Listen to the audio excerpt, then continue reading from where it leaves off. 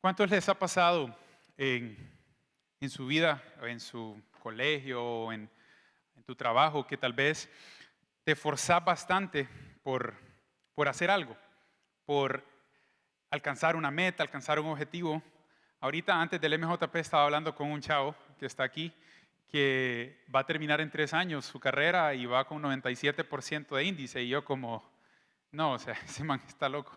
O sea, pero la mayoría de nosotros ese no es el caso, pues. A la mayoría de nosotros nos cuesta bastante. Y es más, si alguna vez te pasó, por ejemplo, yo recuerdo, en mi mente de joven, de adolescente, yo era una superestrella jugando fútbol.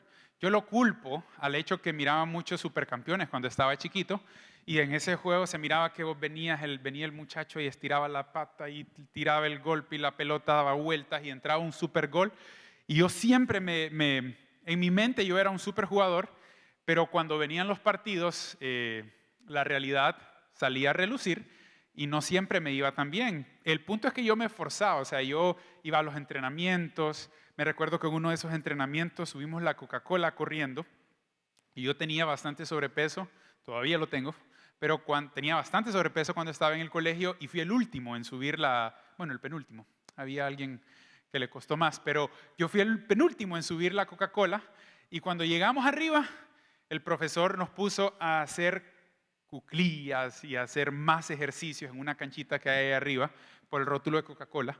Los que nunca han subido o los que han subido y se quedan ahí comprando cocos y todo, hay una cancha como 100 metros más adelante donde hay gente que se pone a hacer ejercicios. Pero bueno, ahí nos pusieron a hacer todas estas rutinas y yo reventado, pero al final ese esfuerzo trajo resultados porque ganamos la copa departamental. No gracias a mí, por cierto. Uno de los goles que entró en la final entró por mi lado, yo era defensa. Pero gracias a Dios mi error no fue determinante. La cosa es que a todos nos pasa a veces en áreas de nuestra vida que intentamos hacer las cosas, te esforzás, tal vez decís voy a madrugar para orar, o voy a intentar conseguir el trabajo, voy a aplicar, voy a hablar con un contacto para ver si me sale la chamba, y parece que en lugar de lograrlo, más bien como que más fracasás, como que más bien más te cuesta. Tal vez estás intentando dejar un mal hábito, un hábito de repente pecaminoso, y parece que en vez de dar 2 pasos adelante, das 2 pasos para atrás. Tal vez estás queriendo leer la Biblia. Hace 2 semanas tuvimos un tiempo bien especial aquí y tomaste decisiones y sentiste que estas últimas 2 semanas, en vez de incrementar, más bien te ha ido peor. Bueno, en la Biblia hay muchas ocasiones donde se mencionan como tipos de paradojas. Y yo le digo paradojas, aunque realmente no lo son, es una mala utilización del término, pero parece que dice, si querés hacer A, tenés que hacer B. Y vos decís, ¿cómo qué? Pero yo quiero A. No, pero tenés que hacer B. Y uno de esos está en Lucas 14:11. Jesús dijo en el momento en el que él estaba hablando con la multitud esta frase, dijo, porque cualquiera que se enaltece será humillado, y el que se humilla será enaltecido. Y es una de esas cosas que vos decís, bueno, pero ¿cómo funciona? ¿Cómo funciona que el que se humilla va a ser enaltecido y el que se enaltece va a ser humillado? Parece un juego de palabras, pero es una realidad. Es una realidad. Y quiero hablar un poquito acerca de la frase que dice acerca de humillarse. Porque si vos estudias la Biblia vas a encontrar que entre el Antiguo y el Nuevo Testamento hay más de 6 o 7 palabras que cuando lo leemos en el español dice humildad o humillarse o humilde, pero en los idiomas originales hay muchas palabras que significan esto. Hay una palabra que tiene que ver con aflicción, por ejemplo, con tener aflicción de uno mismo o tener aflicción de la que estás pasando. Hay otra palabra que tiene que ver con bajarse, y hay diferentes palabras que significan esto, pero una de las frases o las palabras que más se repite cuando habla acerca de humildad tiene que ver con bajarse.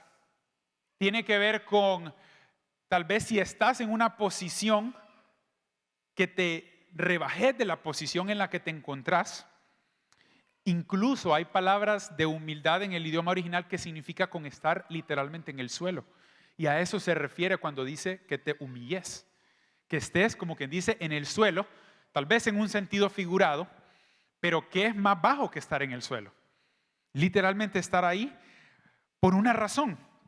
En una ocasión también Jesús en Mateo 11:29 dijo una de las frases más interesantes con la que quiero empezar esta tarde para que las analicemos y podamos concluir qué significa realmente humillarnos. Mateo 11:29 dice: lleven mi yugo sobre ustedes y aprendan de mí, que soy manso y humilde de corazón, y hallarán descanso para su alma. Lleven mi yugo sobre ustedes y aprendan de mí, que soy manso y humilde de corazón, y hallarán descanso para sus almas. Yo no sé, pero yo siempre he pensado que uno no puede decir si uno es humilde. Si vos decís que sos humilde, ya no sos humilde. Pero Jesús lo dijo. ¿Por qué Jesús lo dijo entonces? Bueno, yo creo que definitivamente, en primer lugar, lo dijo porque había una razón importante para que lo dijera, pero en segundo lugar, era una realidad. Definitivamente Jesús fue humilde aquí en la tierra. Si él no fuera humilde, él hubiera mentido, y él nunca mintió. Así que cuando él dijo, yo soy humilde, es porque él lo estaba cumpliendo. Entonces, ¿a qué se refería él con decir que él era humilde? Porque él podía, siendo Dios y siendo hombre, con toda autoridad y verdad decir, yo soy manso y humilde, y no ser una mentira, no dejar de ser humilde al decirlo. Esta tarde vamos a ver tres cosas. Vamos a ver, en primer lugar, el ejemplo de Jesús, cómo él realmente se humilló, realmente cumplió esto tan difícil de hacer para nosotros. O tal vez vos decís, no es difícil ser humilde. Mírame a mí, yo soy humilde. O sea, todo el mundo sabe que yo soy humilde. Bueno, no sos humilde, pero Jesús sí lo fue. Y miremos el ejemplo de Jesús. Vamos a leer uno de los pasajes más famosos que hay en la Biblia, Filipenses 2, capítulo 2, versículos del 5 al 11. Antes de leerlo, quiero contarles un poquito acerca de estos 6 versículos que vamos a leer. Es uno de los pasajes más importantes de todo el Nuevo Testamento. No sé si alguna vez has leído el libro de Filipenses. Si hace 2 semanas tomaste la decisión de leer la Biblia y todavía no sabes qué leer, lee Filipenses. Solo son 4 capítulos, no te va a costar. Los puedes leer en una sentada, los puedes leer en una semana. Pero estos 6 versículos probablemente son los más importantes de todo el capítulo de Filipenses, porque tienen un significado acerca de quién es Jesús. Y cuando lo leamos, lo voy a leer con ustedes en la pantalla, quiero que te imagines lo que ahí está diciendo escena por escena.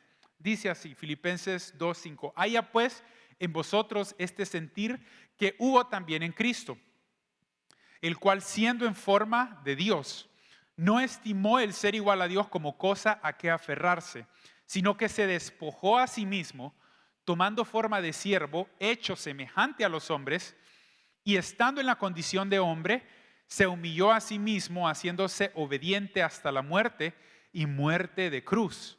Por lo cual Dios también lo exaltó hasta lo sumo y le dio un nombre que es sobre todo nombre, para que en el nombre de Jesús se doble toda rodilla de los que están en los cielos y en la tierra y debajo de la tierra, y toda lengua confiese que Jesucristo es el Señor, para gloria de Dios Padre. Estos versículos eran un himno que cantaba la iglesia primitiva. Y era un himno tan importante que Pablo lo tomó, inspirado por el Espíritu Santo, y lo plasmó en su carta a los Filipenses. Y dice, haya pues en ustedes este sentir que hubo en Cristo. ¿Sabes que hay una frase que sale de este versículo, específicamente del versículo 7, que dice que Él se despojó? Literalmente esto significa que se vació de su gloria. Él, siendo Dios en los cielos, junto con el Padre, junto con el Espíritu Santo, se vació, se quitó su gloria, su imagen gloriosa que todos le adoran, todos le exaltan, y vino a la tierra para ser un hombre, como vos y como yo. Y siendo en forma de hombre, no bastó la humillación, sino que fue a la muerte.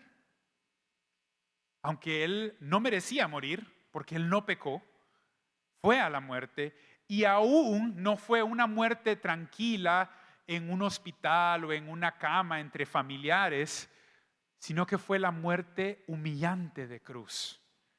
una muerte que era para avergonzar a la persona que moría en esa cruz. O sea, a veces cuando pensamos en la cruz pensamos en algo bonito porque representa lo que hizo Jesús por nosotros, pero si te vas 2000 años atrás, era una muerte vergonzosa, reservada solo para los peores criminales del Imperio Romano.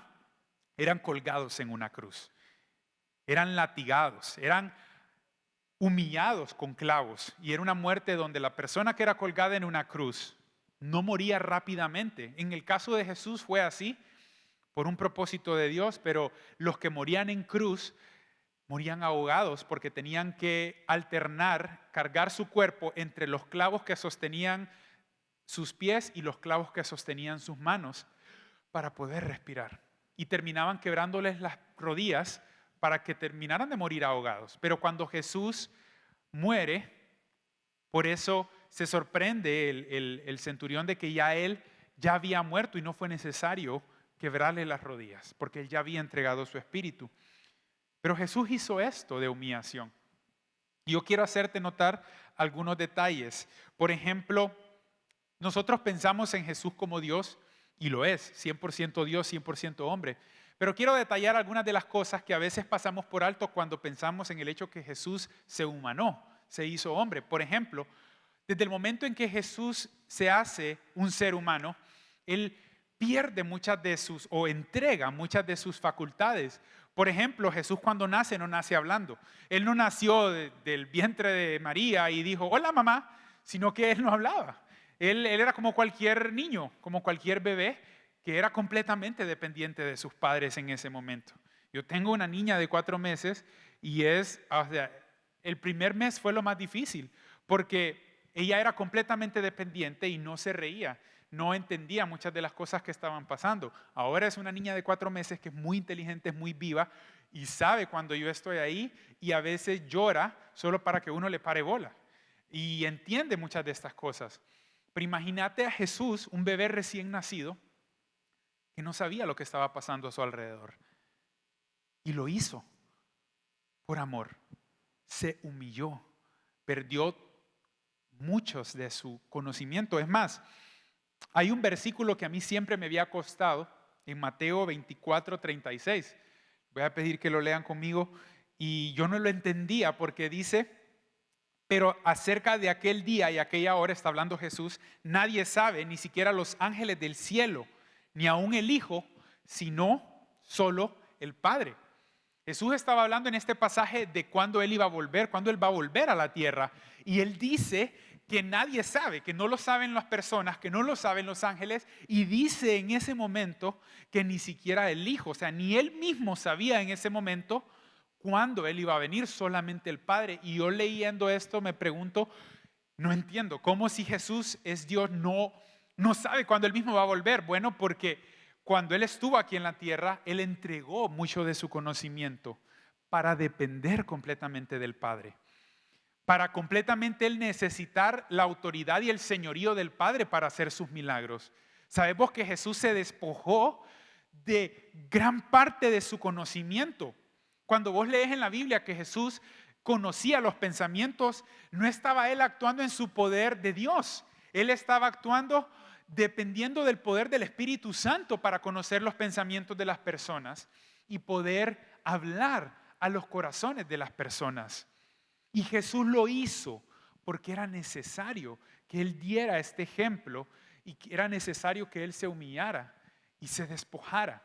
Esa frase en griego es keno, y de ahí se deriva una frase que es la kenosis de Jesús. Literalmente significa despojarse. ¿Alguna vez has entregado tu autoridad? ¿Alguna vez has entregado el poder que vos tenés a alguien más? ¿Alguna vez has dicho,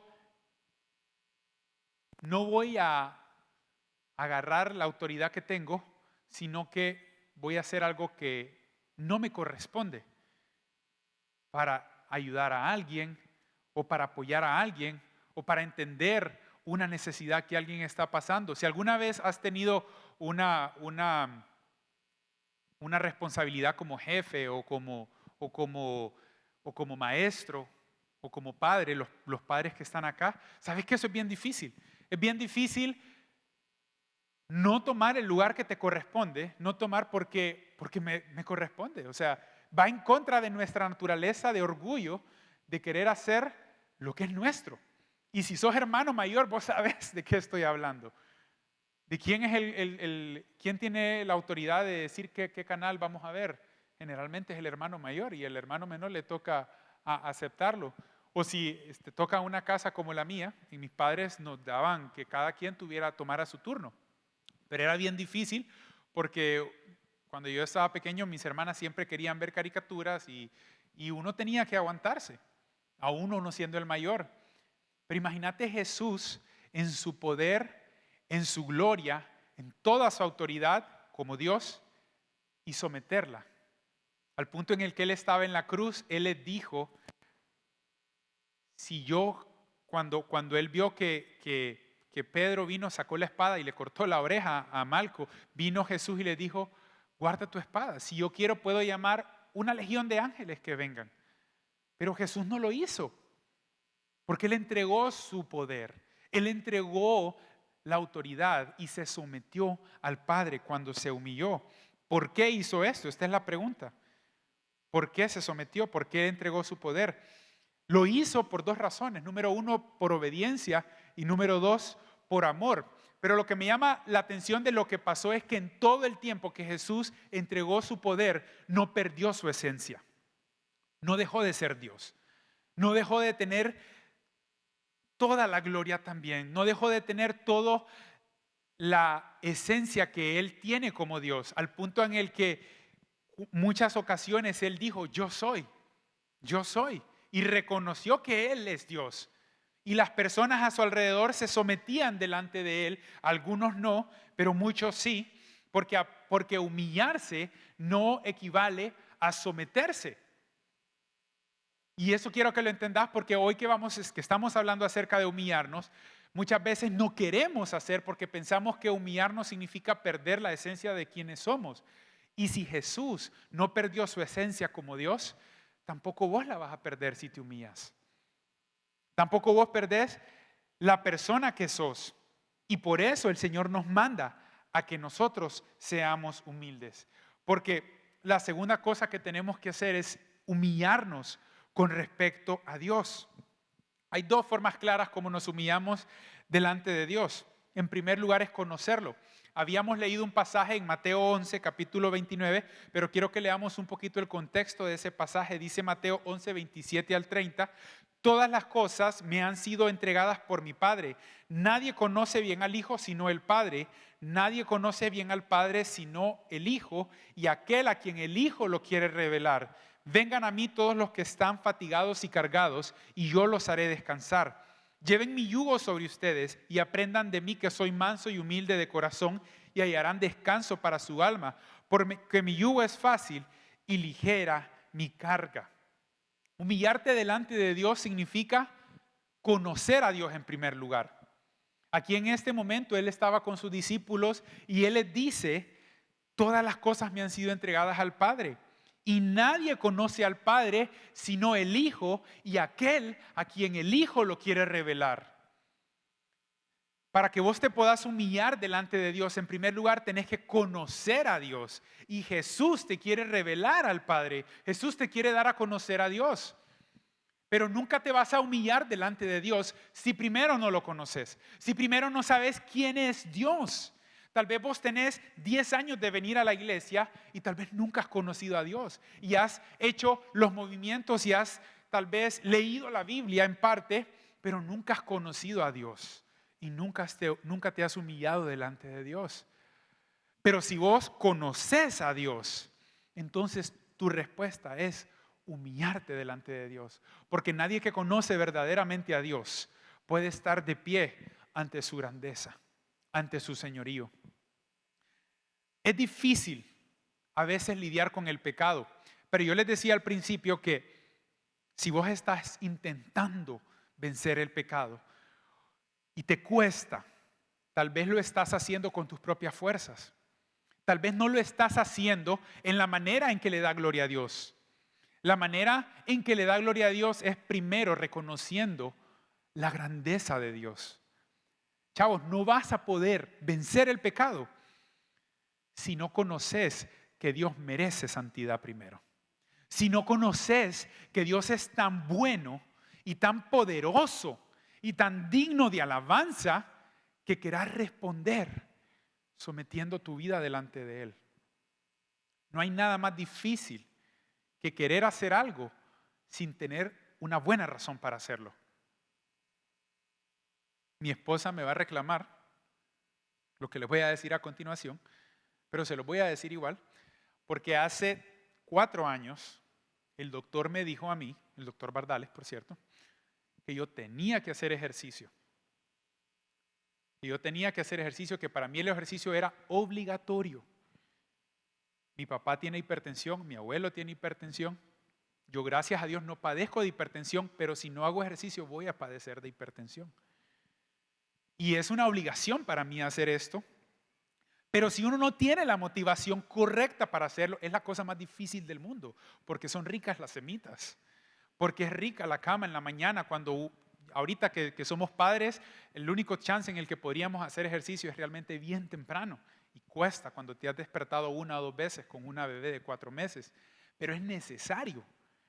Y hablo de esto del ejercicio porque es un buen ejemplo de cómo batallamos a veces con la carne. Si vos no tenés una buena razón para dejar el pecado, no lo vas a dejar. Si no tenés una buena razón para leer la Biblia, no la vas a leer. Si no tenés una buena razón para amar a tu prójimo, no lo vas a amar. Pero si vos conocés quién es Dios, si vos entras en intimidad con Dios y te das cuenta que Él es poderoso, que Él es santo. ¿Sabes qué significa santo? Que Él es apartado de todo lo demás. Conocer a un Dios tan grande que creó el mundo entero, que te dio forma. Y sabes que Dios es tan poderoso que hoy por hoy Él levanta personas y les revela, les muestra cosas para que oren, porque Él quiere hacer milagros y manda personas que oren. Esta semana vimos un milagro en mi familia. No les puedo contar muchos detalles, solo les puedo contar que Dios hizo una obra poderosa en un bebé que acaba de nacer. Pero hace 2 o 3 meses Dios movió guerreras de oración y les mostró que algo podía salir mal. Y ellas oraron. Y esta semana Dios hizo un milagro. Dios hace cosas poderosas. Ese es el Dios al que nosotros servimos. Pero si no lo conoces, ¿cómo lo vas a obedecer? ¿Cómo te vas a humillar delante de Él? Ahora,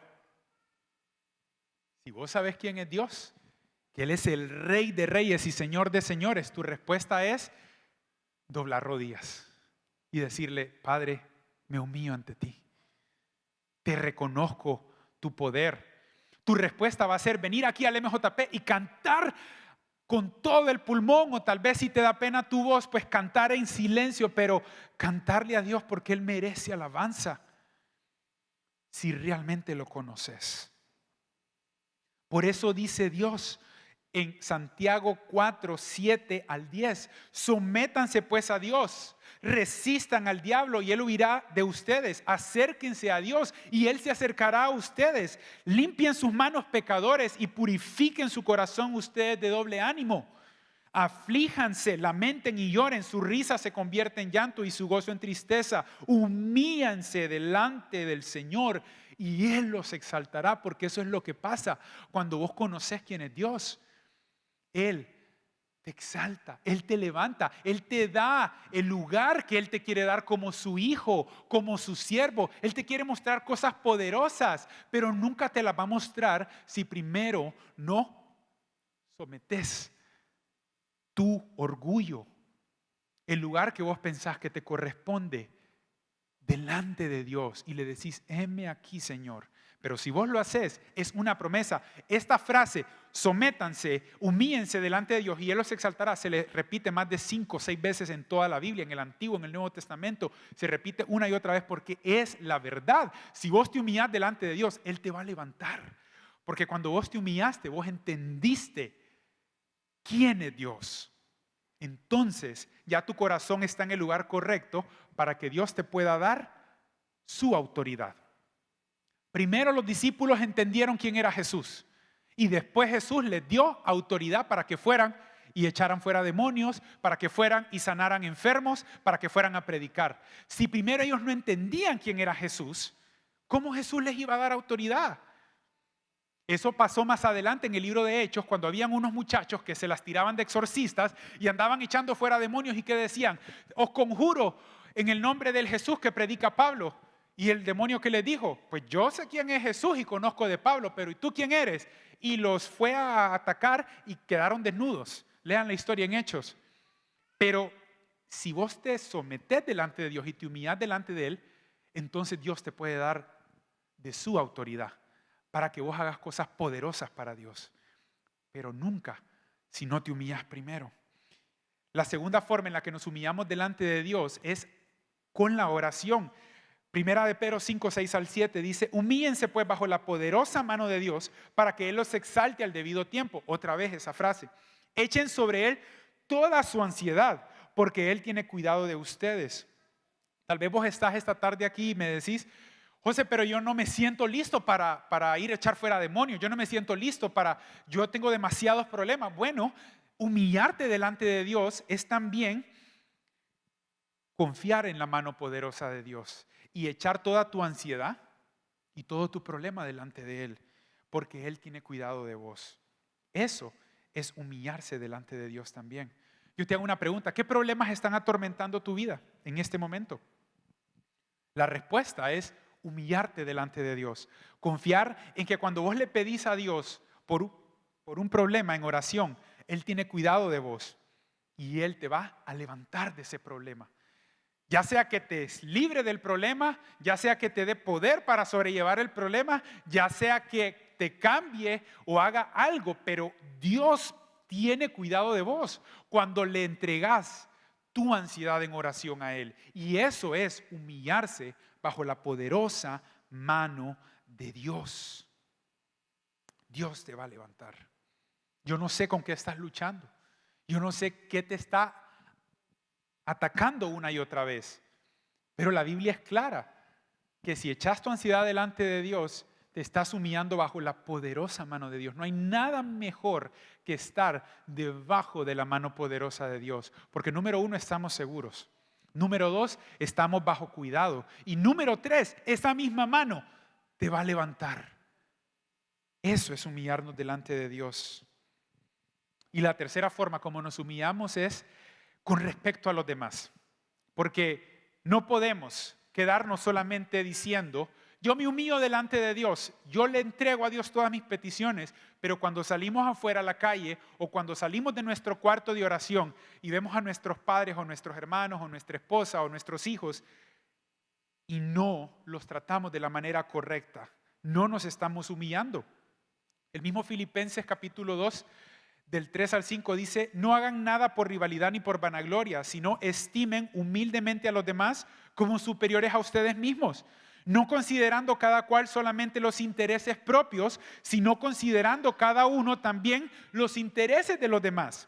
Haya en ustedes esta manera de pensar que hubo también en Cristo. Y después repite el resto de las cosas que leíamos, de que Jesús se humilló.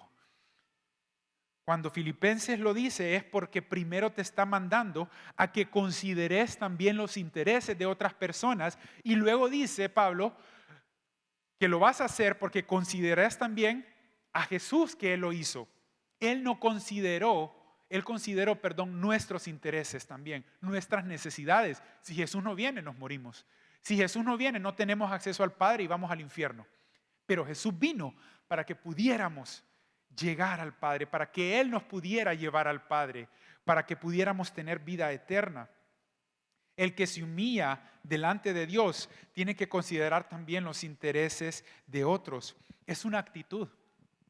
Mira lo que dice: haya pues en ustedes este mismo sentir, este mismo pensar que hubo también en Cristo. Es una manera de pensar. Comienza con un pensamiento que se traduce en acción. Yo te hago una pregunta: ¿en qué área de tu vida están solamente tus intereses? Hace 2 semanas Leo predicaba de preferir a Cristo. Cuando vos preferís a Cristo, conoces quién es Dios y sometes tus necesidades de Él. Pero la conclusión de eso es llegar a considerar también los intereses de otros, las necesidades de otros, los problemas de otros. Porque ¿qué pasa? Si vos ya te humillaste delante de Dios, tus intereses ya están delante de Dios. Ya tus cargas, tus ansiedades están bajo la poderosa mano de Dios. Pero una vez que tus ansiedades están bajo la poderosa mano de Dios, vos estás libre para poder pensar también en otros, para cargar el yugo de Cristo. ¿Qué dijo Jesús? Mi yugo es fácil, mi carga es ligera. Considérenme a mí que soy manso y humilde, y van a tener descanso en sus almas. Una vez que vos consideraste a Jesús, una vez que te humillaste delante del Padre, entonces ya podés llevar las cargas de otros. Pero no podés llevar las cargas de otros si primero no te humillaste. Si primero no rendiste tu corazón delante del Padre. Hoy te quiero preguntar, ¿qué decisión vas a tomar? ¿Qué acciones vas a someter delante de Dios? Quiero que penses en este momento de la manera más práctica posible. Pensé en cosas específicas, maneras en las que tal vez vos sabés que tenés que rendir delante de Dios.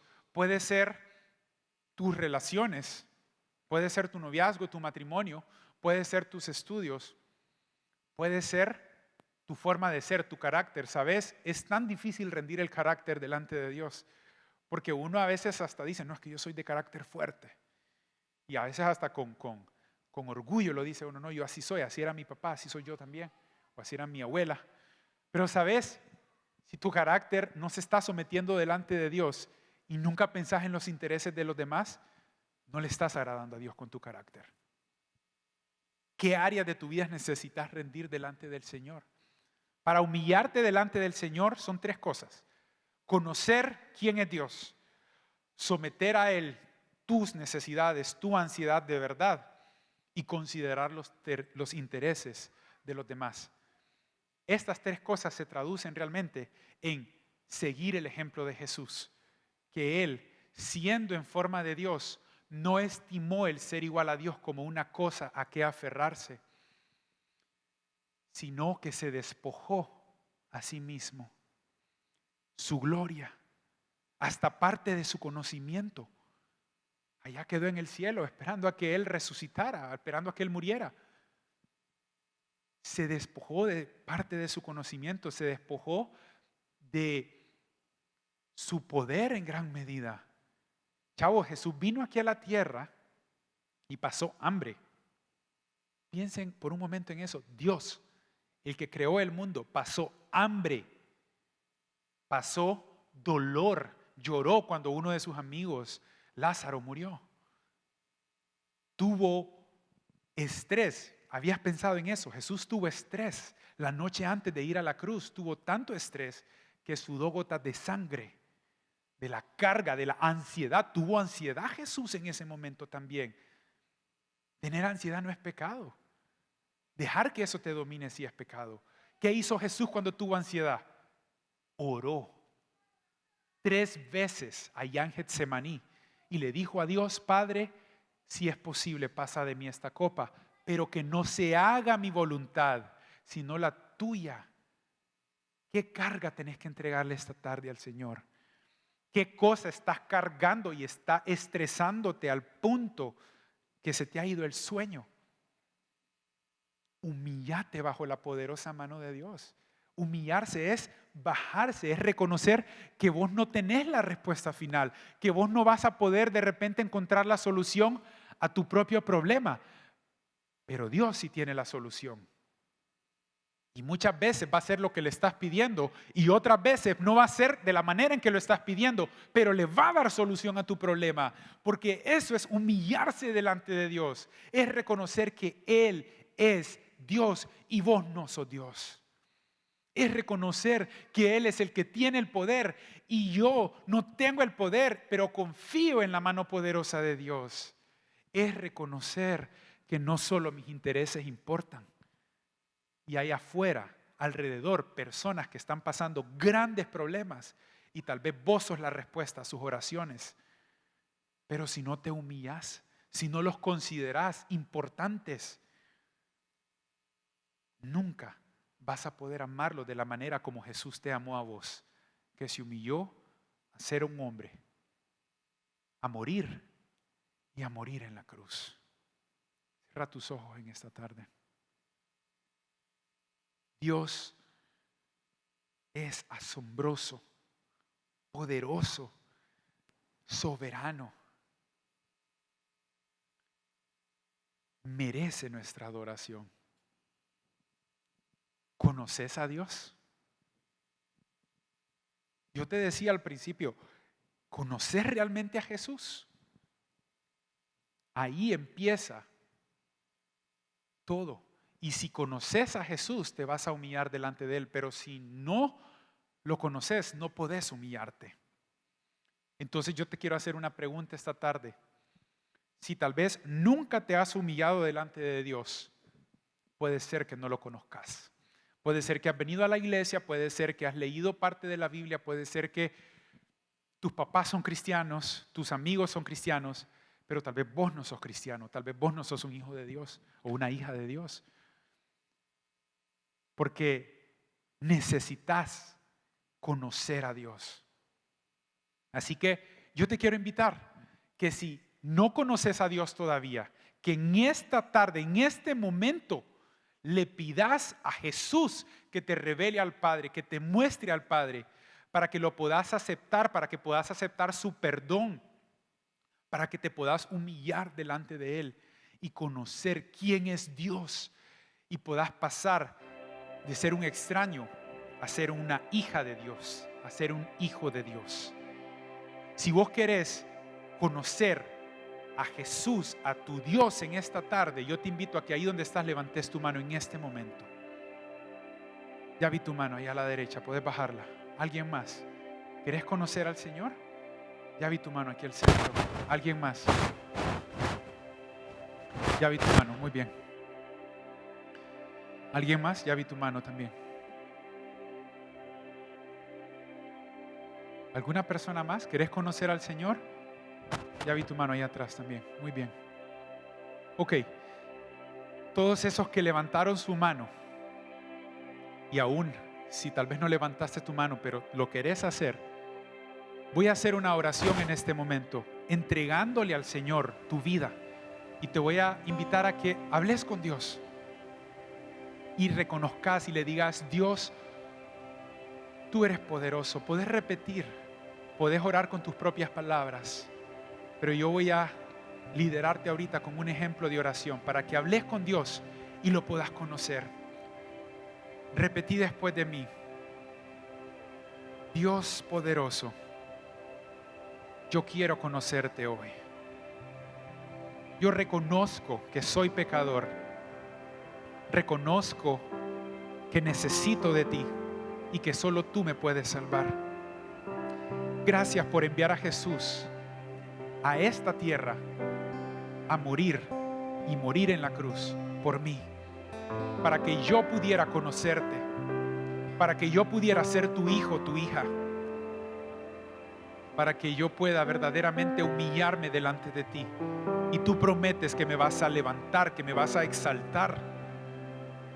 Yo quiero ser tu hijo, así que te recibo, oh Cristo, como mi Salvador.